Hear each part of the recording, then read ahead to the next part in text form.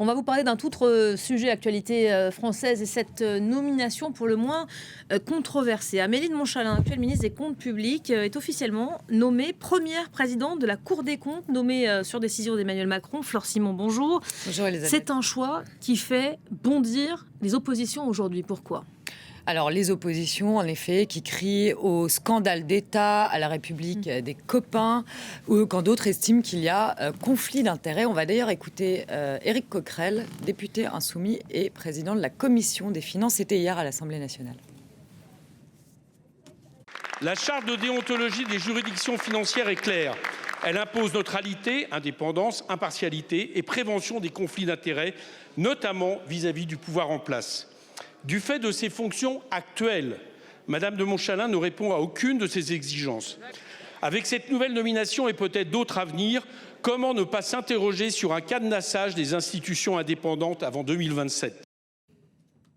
Voilà, il y a cette attaque, entre guillemets, de conflit d'intérêts. On va écouter la réponse de Maud Bréjon, la porte-parole du gouvernement. C'était donc à la sortie du Conseil des ministres tout à l'heure. On ne pose pas de conflit d'intérêts parce que la structure et l'organisation inhérente à la Cour des comptes, le fait qu'elle repose notamment sur des décisions collégiales, Amélie de Montchalin ne travaillera pas seule, fonde cette indépendance, indépendance qui continuera. J'ajoute par ailleurs que ce n'est pas la première fois qu'un ministre en exercice est nommé à la Cour des comptes. Alors, ce qui est vrai, Elisabeth, c'est qu'Amélie de Montchalin va devoir critiquer, maintenant qu'elle est donc première présidente de la Cour des comptes, un budget pour lequel elle a œuvré pendant des semaines, un budget qu'elle a bâti, sur lequel elle était en première ligne. Donc, c'est pas une surprise, il y a eu plein d'hommes politiques qui ont été nommés président de la Cour des comptes, sauf qu'en général, si on regarde un peu, ils n'étaient plus forcément aux affaires, ou en tout cas plus depuis quelques temps. Ce qui n'est pas son cas, elle va devoir critiquer un budget qui vient d'être adopté.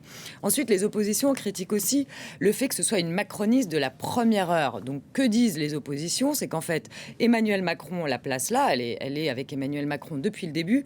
Comme ça, il sécurise une institution clé et que Amélie de Montchalin pourra, si vous voulez, d'un point de vue économique, poursuivre les idées ou faire perdurer les idées macronistes, même après 2027. Et j'en viens à cette autre critique.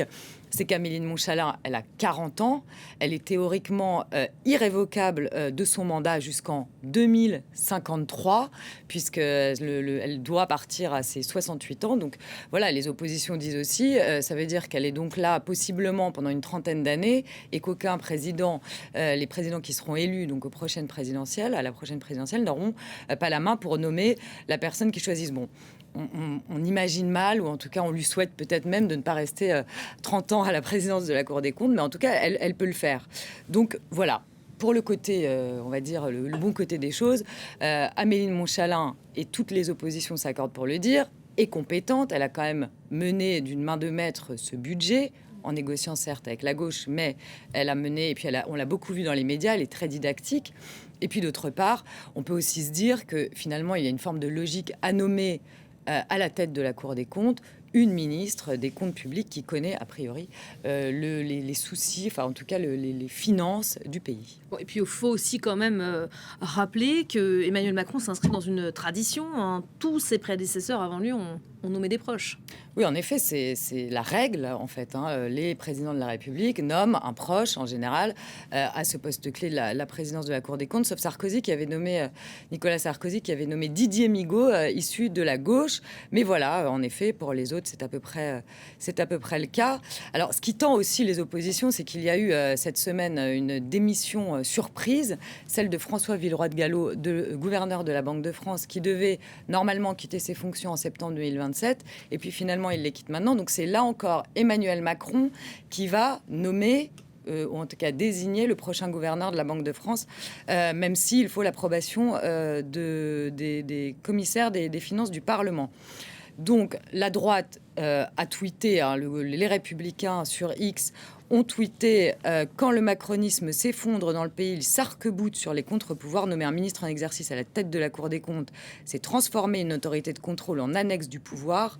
Comment croire à l'impartialité d'une institution chargée de juger un budget conçu par celle qui la dirige ? Après la Cour, la Banque de France, cette dérive est grave. Donc voilà, les oppositions disent aussi, le chef de l'État nomme Amélie de Montchalin, va nommer le gouverneur de la Banque de France. Donc en fait, il verrouille. Parce que c'est vrai que si on regarde, à la tête du Conseil constitutionnel, c'est Richard Ferrand, très proche d'Emmanuel Macron.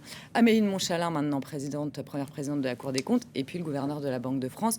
Il se dit que ça pourrait être Emmanuel Moulin, qui est actuellement secrétaire général de l'Élysée. Donc là encore, très proche d'Emmanuel Macron. Ce qu'il se murmure aussi, c'est que Emmanuel Macron voudrait couper l'herbe sous le pied du Rassemblement national, qui est en tête pour l'instant des intentions de vote des sondages, au cas où il arriverait à l'Élysée, et du coup rendrait impossible pour le RN, si c'est le RN qui arrive à l'Élysée en 2027, de pouvoir nommer des proches à ces postes clés, puisque tous ces mandats vont au-delà de 2027. Marine Le Pen qui s'est insurgée, d'ailleurs, juste avant la dernière séquence de son procès en appel tout à l'heure, demandant au chef de l'État donc, de revenir sur cette décision. Il va donc falloir trouver un ou une remplaçante à Amélie de Montchalin à son poste de ministre. On en est où d'ailleurs du remaniement, Flore ? Alors, Sébastien Lecornu et Emmanuel Macron déjeunaient aujourd'hui ensemble. Et en effet, Sébastien Lecornu l'a dit, il veut ajuster. Alors lui, il parle d'un ajustement. Le gouvernement, avant le 22 février, il y aura au moins 3 départs. Rachida Dati du ministère de la Culture, puisqu'elle est candidate à la mairie de Paris, donc elle va faire campagne pour les municipales.